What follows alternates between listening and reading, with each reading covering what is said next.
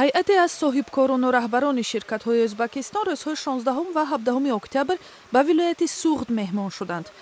сафари ҳайат аз водии Фарғона бо ташаббуси Ӯзбакистон сурат гирифт.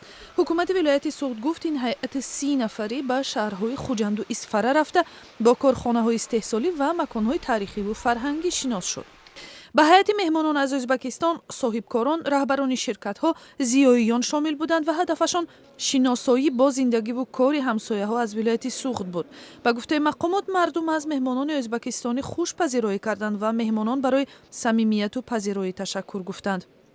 ҳайати меҳмонони Ӯзбакистон дар ҷараёни сафар аз қасри Арбоб, кохи қадимии вилоят, маҷмаи нави таърихи фарҳанги Истиқлол дидан карда, зери муҷассамаи Камоли Хуҷандӣ гул гузоштанд. ҳамчунин меҳмонон дар маҳфили ширу шакар дар хонамузеи Камоли Хуҷандӣ иштирок карданд ки онҷо шеъру таронаҳо ба забонҳои тоҷикиву ӯзбакӣ иҷро шуд. сухангӯи ҳукумати Суғд гуфт, сафар як рамзи нек буд ва тарафҳо умедворанд ки сафар ба таҳкими равобит хидмат мекунад. баъди даргузашти Ислом Каримов, раиси ҷумҳурии собиқи Ӯзбакистон, дар аввали ҳамин моҳ аломатҳо аз беҳбуди робитаҳо бо Тоҷикистон бештар ба назар мерасад. ба гуфтаи сухангӯи раиси шаҳри Хуҷанд, аз рӯҳияи меҳмонону мизбонон эҳсос мешуд ки ҳамҷониби Ӯзбакистон ва ҳам Тоҷикистон ташнаи наздиктар шудани робитаҳо ва ҳамкориҳои бештар бо ҳам ҳастанд ва дарҳо баъди солҳои тӯлонии танаффус барои ҳам боз мешаванд.